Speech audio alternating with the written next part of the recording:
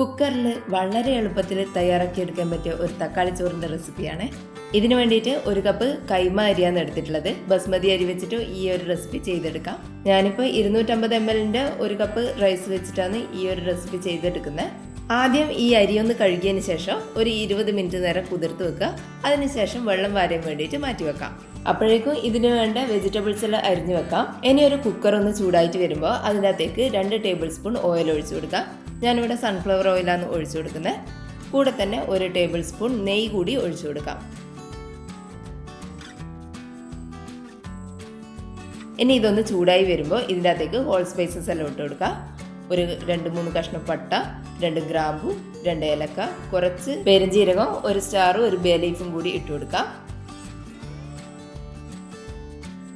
ഇനി ഇതിൻ്റെ അകത്തേക്ക് 1 സവാള ചെറുതായിട്ട് അരിഞ്ഞിട്ട് ഇട്ട് കൊടുക്കാം. നമ്മൾ ബിരിയാണിക്കൊന്നും തയ്യാറാക്കുന്ന പോലെയല്ല, ചെറുതായിട്ട് പൊടിയായിട്ട് അരിഞ്ഞിട്ട് ഇട്ട് കൊടുക്കാം. ഇനി ഇതൊന്ന് വഴറ്റിയെടുക്കാം. സവാള നന്നായിട്ട് വഴന്ന് വരണം. നമ്മൾ ഇതിൻ്റെ അകത്ത് വേറെ ഫ്രൈഡ് ഓണിയൻ ഒന്നും ഇടുന്നില്ല. അതുകൊണ്ട് കുറച്ചൊന്ന് മൊരിയുന്നവരെ സവാള ഇതുപോലെ തന്നെ വഴറ്റിയെടുക്കാം. പെട്ടെന്ന് വഴന്ന് വരാൻ വേണ്ടിയിട്ട് 1 ടീസ്പൂൺ ഉപ്പ് കൂടി ഇട്ട് കൊടുക്കുന്നുണ്ട്.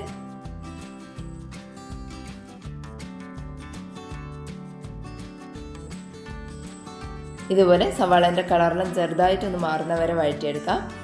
ഇനി ഇതിൻ്റെ അകത്തേക്ക് ഒരു 5 അല്ലി വെളുത്തുള്ളി, 1 കഷ്ണം ഇഞ്ചി, 2 പച്ചമുളക് ചതച്ചിട്ട് ഇട്ട് കൊടുക്കാം. എരിവ് കുറവ് മതി എന്നാണെങ്കിൽ 1 പച്ചമുളക് ചേർത്ത് കൊടുത്താൽ മതി. എരിവ് ഇഷ്ടമാണെങ്കിൽ 2 പച്ചമുളക് വരെ ചേർത്ത് കൊടുക്കാം. ഇനി ഇതും കൂടി നന്നായിട്ടൊന്ന് വഴറ്റിയിട്ടെടുക്കാം.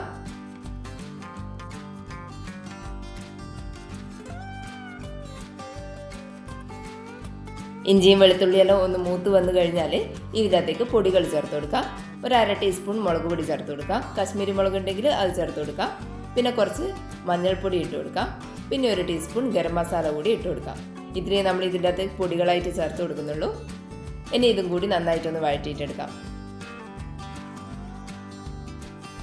ഇനി ഇതിൻ്റെ അകത്തേക്ക് ഒരു 3 പഴുത്ത തക്കാളി ഇതുപോലെ ചെറുതായിട്ട് അരിഞ്ഞിട്ട് ഇട്ട് കൊടുക്കാം. തക്കാളി കൂടി ഒന്ന് വഴറ്റിയിട്ടെടുക്കാം. ഒന്നുകിൽ ഈ തക്കാളി നന്നായിട്ട് ഉടഞ്ഞിട്ട് വരുന്നവരെ ഇതുപോലെ തന്നെ വഴറ്റി കൊടുക്കാം. അല്ലെങ്കിൽ നമുക്ക് കുക്കർ അടച്ച് വെച്ചിട്ട് ഇതൊന്ന് വേവിച്ചെടുക്കാം. തക്കാളി ഒന്ന് മസാലയായിട്ട് മിക്സ് ആകുന്നവരെ ഇതുപോലെ തന്നെ വഴറ്റിയെടുക്കാം. ഞാനിപ്പോൾ കുക്കർ അടച്ച് വെച്ചിട്ടാണ് വേവിച്ചെടുക്കുന്നത്. തക്കാളി ജസ്റ്റ് ഒന്ന് വഴറ്റിയെടുത്തതിന് ശേഷം ഇതിൻ്റെ അകത്തേക്ക് കുറച്ച് വെള്ളം ഒഴിച്ചു കൊടുക്കാം. ഇനി ഇതൊന്ന് മിക്സ് ചെയ്തെടുക്കാം.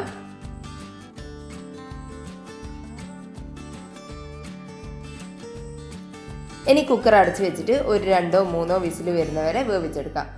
ഒരു ലോ ടു മീഡിയം ഫ്ലെയിമിൽ മാത്രം വെച്ചിട്ട് ഇത് വേവിച്ചെടുത്താൽ മതിയാവും. ഹൈ ഫ്ലെയിമിൽ വെച്ച് കഴിഞ്ഞാൽ ചിലപ്പോൾ കരിഞ്ഞു പോകാൻ സാധ്യതയുണ്ട്. അതുകൊണ്ട് ലോ ടു മീഡിയം ഫ്ലെയിമിൽ വെച്ചിട്ട് ഒരു 3-4 വിസിൽ വരുന്നവരെ ഇതുപോലെ തന്നെ വേവിച്ചെടുക്കാം.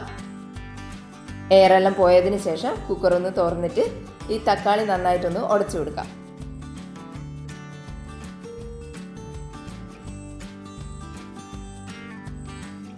ഇതുപോലെ നന്നായിട്ട് തന്നെ ഉടച്ചെടുക്കാം.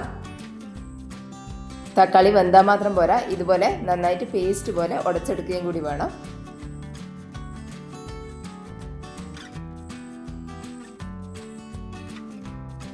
ഇതുപോലെ നന്നായിട്ട് ഉടച്ചെടുക്കാം. ഇനി ഇതിൻ്റെ അകത്തേക്ക് കുറച്ച് മല്ലിയില ഇട്ട് കൊടുക്കാം. അതിനുശേഷം നമ്മൾ കഴുകി വെച്ചിട്ടുള്ള അരി ഇതിൻ്റെ അകത്തേക്ക് ഇട്ട് കൊടുക്കാം. ഇനി എല്ലാം കൂടി നന്നായിട്ടൊന്ന് മിക്സ് ചെയ്തെടുക്കാം.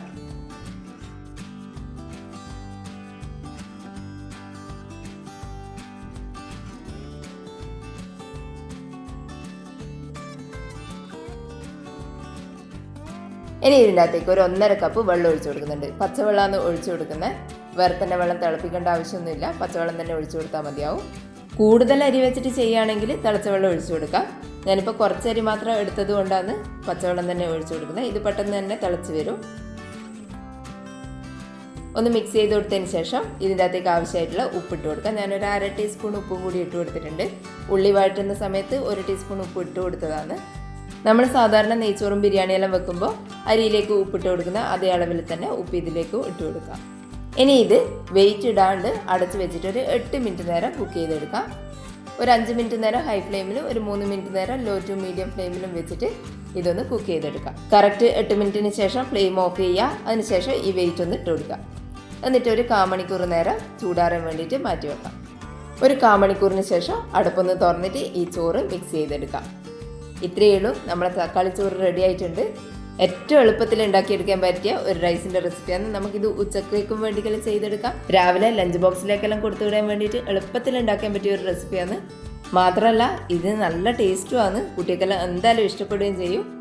ഈ രീതിയിൽ എന്തായാലും ഒന്ന് ഉണ്ടാക്കി നോക്കിക്കോ. എളുപ്പത്തിൽ ഉണ്ടാക്കാനും പറ്റും, നല്ല ടേസ്റ്റുമാണ്. വീഡിയോ കണ്ടിട്ട് ഇഷ്ടപ്പെട്ടിട്ടുണ്ടെങ്കിൽ ഒന്ന് ലൈക്ക് ചെയ്യുകയും സബ്സ്ക്രൈബ് ചെയ്യുകയും കൂടി ചെയ്യണേ. താങ്ക്